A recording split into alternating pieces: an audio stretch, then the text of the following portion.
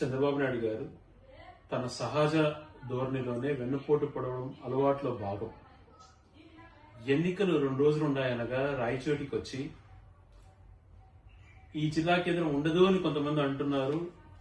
ఖచ్చితంగా ఈ జిల్లా కేంద్రం కొనసాగుతుంది, ఈ జిల్లా కేంద్రం కొనసాగించే బాధ్యత నాది అని పబ్లిక్ మీటింగ్ లో మాట్లాడిన చంద్రబాబు నాయుడు గారు ఈరోజు నిర్దాక్షిణంగా వెనుకబడి ప్రాంతాల ప్రతిపాదికగా ఏర్పడిన జిల్లా కేంద్రాన్ని తీసేయటం అన్నటువంటిది ఎంతవరకు సమంజసం? స్వతంత్రం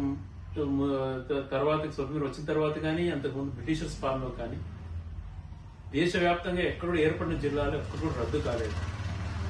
కొత్తగా అక్కడక్కడ ఏర్పాటు అయితే వచ్చినాయి కానీ ఏర్పడిన జిల్లా కేంద్రాన్ని రద్దు చేయటం చంద్రబాబు నాయుడు గారు ఒక్కడే, అది కూడా రాయచోటి ప్రాంతం పైన కక్షతో చేసినట్టుగా కనిపిస్తూ ఉంది.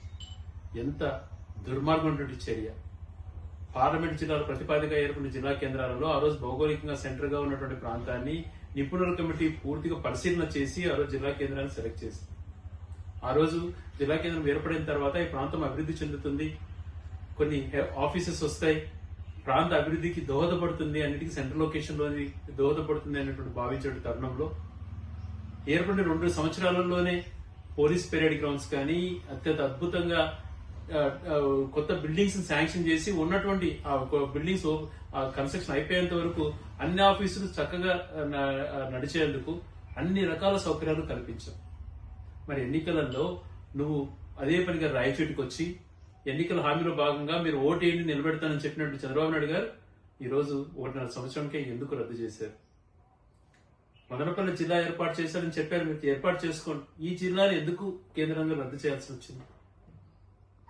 కక్షతో మరి కడప జిల్లాతో అనుబంధం ఉన్నటువంటి జిల్లాగా విడదీసి ఇప్పుడు మళ్ళీ దాన్ని మదనపల్లి జిల్లాకి వేస్తే ఈ ప్రాంత ప్రజల మనోభావాలు ఎలా ఉండాలి? గత చాలా రోజుల నుంచి నా వంతు బాధ్యతగా నేను తెలియజేస్తున్నా, ఇది డ్రామా ఆడుతున్నారు, మదనపల్లి జిల్లాను ఒకసారి విభజిస్తే ఇది ఉండదు అని చెప్పి నేను చెప్తున్నా. చాలా మంది మేము మీసాలు తిప్పాం, తొడలు కొడతాం మనం మాట్లాడించి ప్రజల్లో వేరే రకమైన భావాలు క్రియేట్ చేసి సమయం ఇవ్వకుండా కేవలం 1-2 రోజులలోనే నిర్ణయం తీసుకొని ముందే ఆడినటువంటి డ్రామాలో భాగంగా లీకులు ఇచ్చి ఈరోజు నిర్దాక్షంగా జిల్లాను విడదీశారు.